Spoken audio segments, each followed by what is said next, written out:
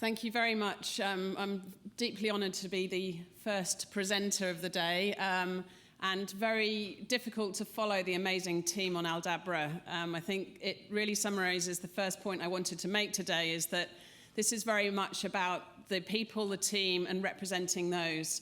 So without doing a sort of Oscar-like ceremony of listing all of those people, I just wanted to be very clear that the research and conservation work that I'm presenting today is very much a team effort from an incredible group of scientists, conservationists, and those all-important logistics people, and of course the cooks, who we would never be able to do anything without at all in terms of science or conservation. So I wanted to also be very clear that I come from the ocean's point of view. And so to set the context for the day and to think about this, I think this is a really helpful, very different view. So the red star is helpfully on where we are today in the UK. But we really are looking at this as a one ocean perspective. So anytime we focus in on somewhere as incredible as Aldabra, we have to be conscious of what we're looking at in terms of the planet. Now, this may be a more familiar way of we think about connectivity and thinking about ocean currents and how they connect. But what we really need to be focused on right now is we talk about the UN decade for this, we talk about the next 10-year targets, we talk about the urgency of what we need to do. And that's the critical thing I want to emphasize to start the day, is that we don't have that long to really change the way we do things. We look at these incredible places like Aldabra, we'll focus on today, but we know how dramatically, even with the best protection, that things are changing. The pressure on the ocean, the pressure on our planet is enormous. And governments have committed globally to a range of targets, from the Sustainable Development Goals, the Paris Climate Agreement, the Convention on Biological Diversity, and UN decades on both restoration and science. But we really need to ensure that we keep those policymakers to account to make sure we deliver those targets, or we won't be in a position to have incredible places like Aldabra going forwards. And just to emphasize that, to think about that in terms of marine protection, by the commitment under the Convention on Biological Diversity was to protect the ocean, 10% of the ocean by 2020. Today, in 2022, we have about 7% protected. And if looking at this map on the right, the overwhelming vision is grey, that's completely unprotected. Blue is fully protected, green less protected, red designated but not yet implemented, and yellow are proposed protected areas.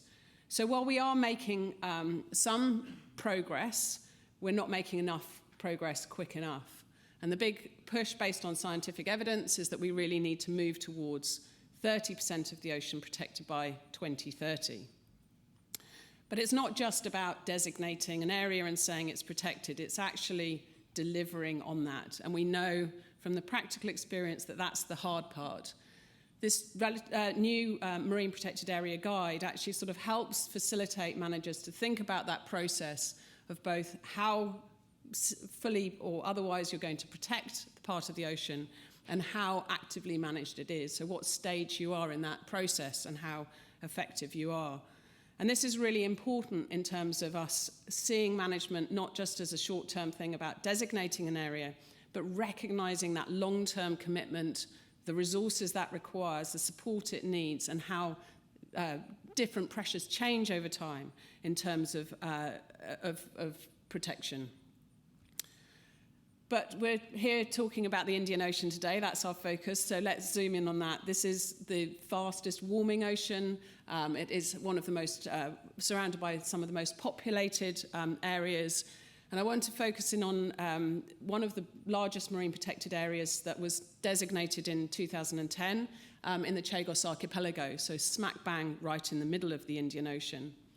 And as was mentioned in the introduction, the Marine Science Programme that's supported by the Bertarelli Foundation, that is focused on research in that area. The idea behind that marine science programme was to bring together scientists from different disciplines, very much as we are today, put together scientists with different ways of thinking, with different experience, with different levels of jargon, as we're learning, but just to pull together a really, truly interdisciplinary team, because that's what we really need to do if we're going to make a difference for the ocean. And also with a very real focus on applied science with the aim to support management.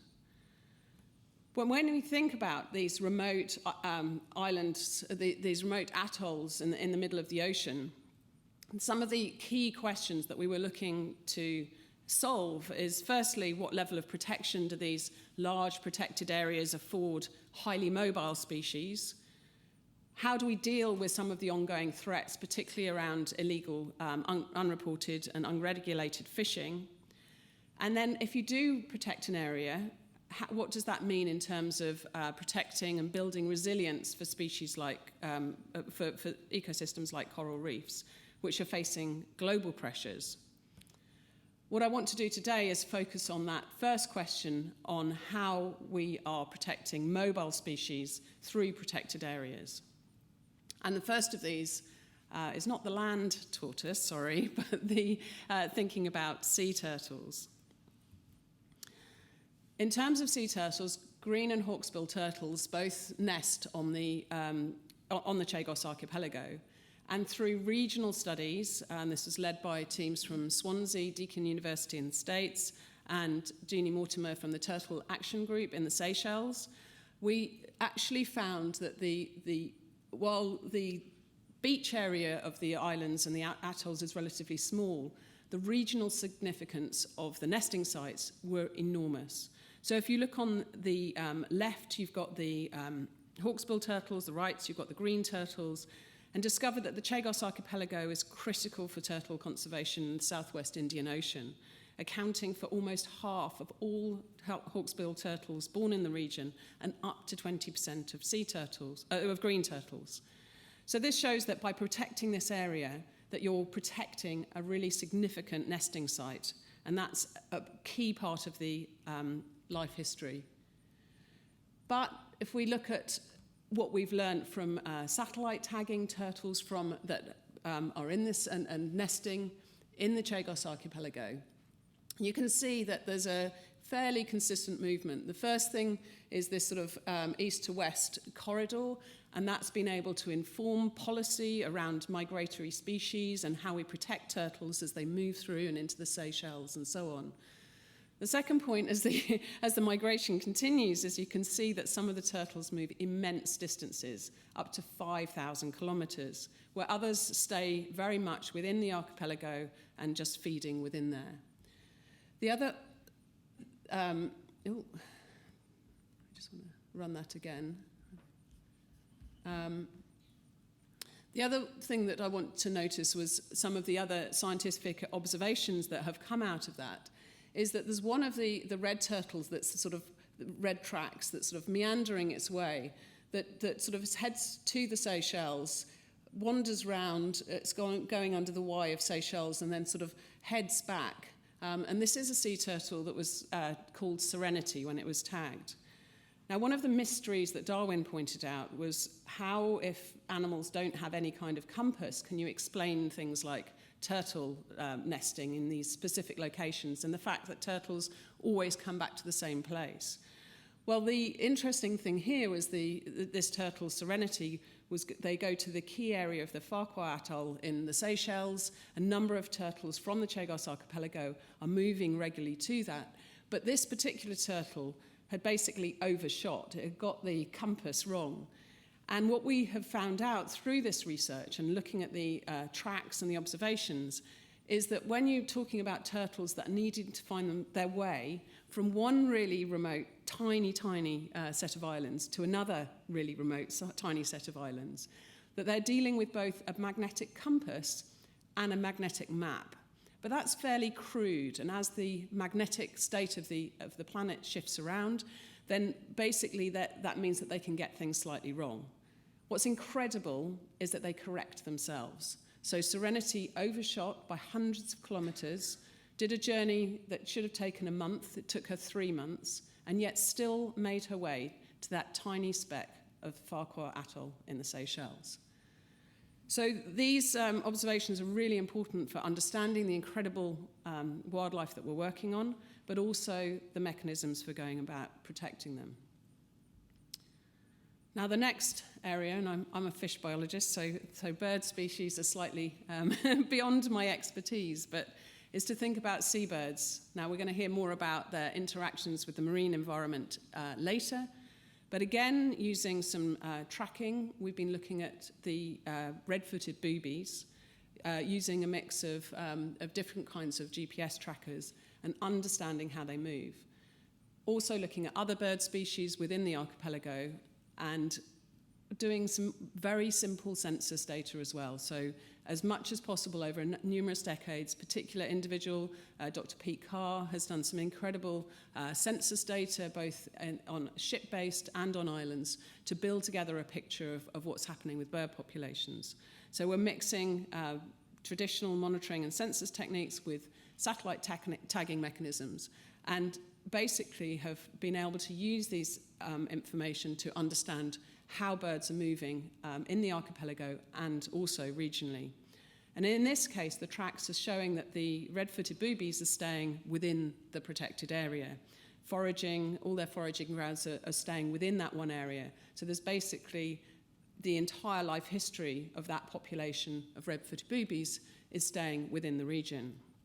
And that's enabled us to look and revisit the important bird area designations and adapt those to look at them being atoll-based and shifting how the designations are made. And now moving to look much more on a regional basis, connected with some of the research that you're going to hear about later on today. So I'm not going to delve into here. Now let's get into the water and think about other mobile species like sharks. What we've been looking at is, again, using satellite tracking technology. This is a shark being tagged on the left, to look at how sharks and other species, in this case, tuna, sailfish, marlin, and reef mantas and silky sharks, of, again, how they move. And what you can see is, even though these are considered highly mobile species, and there's a lot of fisheries based on these species outside of the protected area, largely they're staying, feeding within that protected area, apart from one slightly wayward silky shark, which decided to go on a longer journey. Now, this is early days in terms of the tracking technology, in terms of numbers, and in terms of looking at how things change over the course of a year. So we can't make great conclusions at this point in time. But we are building a picture over time.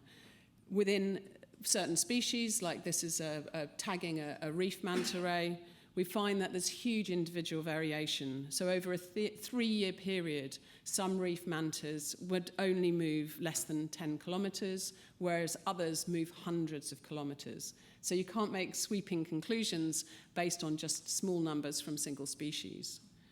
But what's important is not all about tracking technology.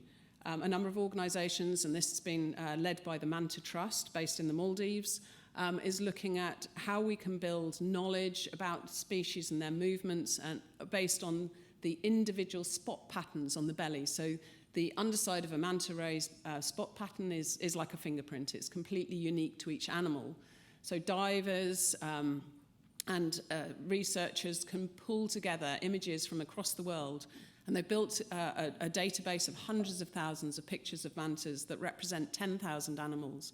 And we can start to look by matching these databases about how animals are moving around the region, from photography and the considerable resource of citizen scientists. Now, once we understand where they move and how far they're moving, we want to obviously look at why things move.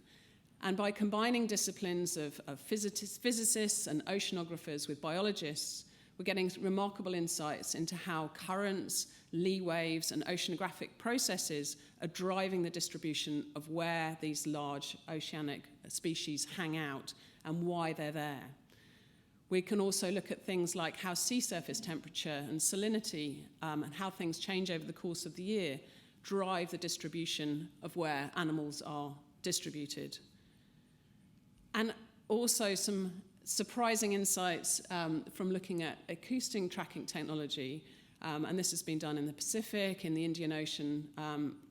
We're getting an increasing picture that a number of shark species are actually social animals. This is work led by David Jacoby from Lancaster University, and basically looking at the fact that sharks often interact with each other, with the same individuals, hang out with their friends, with their family, with the same sex, whatever, in different parts, in different places. It's not a random distribution, and they're not solo creatures.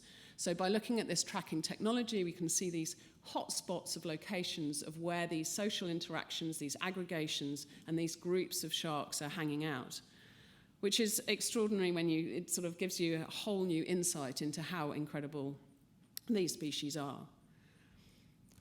And in addition to that, we've been challenged to look at new ways of doing things. So satellite tracking technology is incredible, but it's very expensive, it's labor intensive, it involves quite complex capturing and management of animals, a small number of animals. And while we were brainstorming how we go about thinking of monitoring in different ways, we were looking at new ways of doing things. So we heard about BRUVs earlier, which are baited remote underwater videos of how could we adapt that to the open ocean environment, and basically ended up developing a tool and technology that's long lining with GoPros. So instead of using hooks, we use this simple rig. This is developed by the University of Western Australia, and capture underwater footage with the baited of what's in the pelagic environment. Lots and lots of blue, and then pulling together these incredible sightings of species and diversity. And by deploying these cameras all around the Indian Ocean and in other areas, so groups like National Geographic's Pristine Seas programme are using this routinely, the UK Blue Belt programme is using these. We can do relative comparisons of both species and relative abundance in different parts of the ocean. And finally, this is a paper fresh out this week from colleagues at Nick Dunn at the Zoological Society of London. We're also dealing with remote locations where actually being able to find these animals can be increasingly difficult, or is very difficult, and particularly when they're naturally rare where you find them. And new technology around environmental DNA, so basically looking at what an animal as it swims through the water might shed in terms of DNA from its skin or from anything it excretes, that by collecting water samples, you can start to build a picture of what was there over time. So while this has been developed around all sorts of, looking at all sorts of biodiversity, in this case it was to look at what kind of shark and ray species were found and in their relative abundance. So this shows around an archipelago, looking at both surface water and deeper water, and without needing to see all the numbers in that graph, you can basically tell that there's about 11 different species. So you can tell the diversity and you can tell the relevant amounts. That's just from taking water samples from bits of the ocean. Now, the reasons we're doing this is obviously because marine protected areas remain under threat because of many factors, but particularly illegal fishing. And this shows you the long-line fleets active in the Indian Ocean. And if we look at the arrow, you can see the white areas where you start to see where ocean protection is having an influence in pushing some of that fishing behaviour out. But it still goes on. And this is an incredibly intense fishing effort and is something that's a constant challenge. What we're looking at now is the changing technology to help understand, enforce, and manage. And that's a mix here in this graph presented from the managers of the fisheries, or controlling the fisheries in the marine protected area, which is basically looking at what apprehensions and on-the-ground, boots-on-the-ground enforcement is happening. And then on the right is the satellite technology, which is showing the signals from fishing vessels around the marine protected area.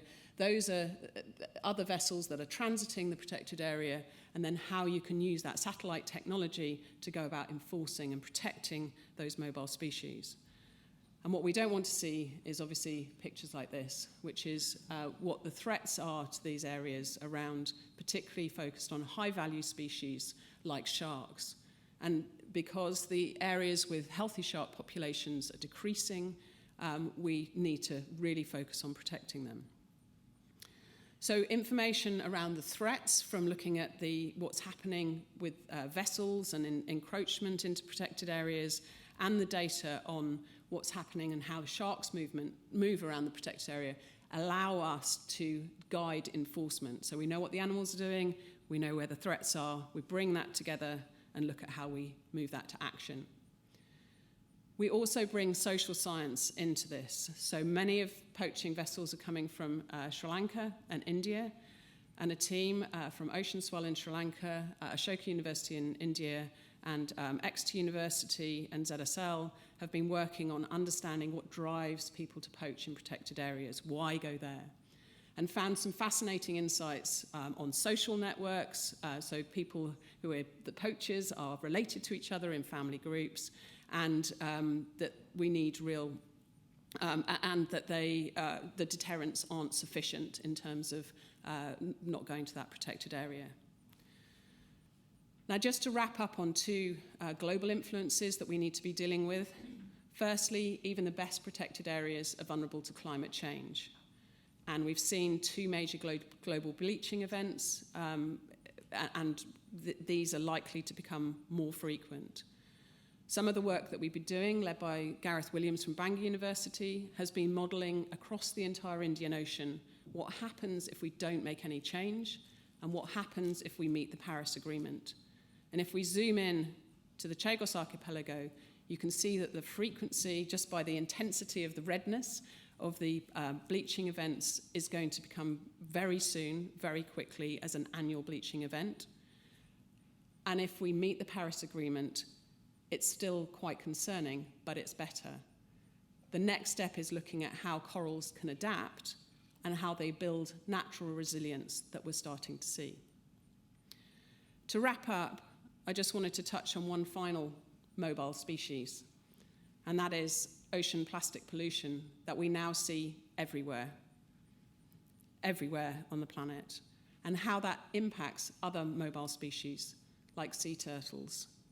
And this is some research that we're doing with Swansea University as part of a Darwin project, which is really about understanding the impact on sea turtles and how we can target beach clean efforts around turtle nesting and key sites to take the impact off wildlife in remote locations with limited resources that are very difficult to clean, very much like Aldabra. What's next for us? The Marine Science Programme is entering its second phase as a UN Decade endorsed programme, and involving many regional partners, including the Seychelles Island Foundation, which is really exciting. A big focus, as was mentioned, was around making marine science capacity and opportunities more equitable. We know that talent is equally distributed, but opportunity is not. And our goal is to really try and address that through regional opportunities. As a colleague of mine, Dr. Ashur DeVos, said, every local coastline needs a hero. And I think what we need to do here today is look at how we build and enforce those collaborations, those opportunities, and address the many challenges facing our planet, because we do that so much better together. Thank you.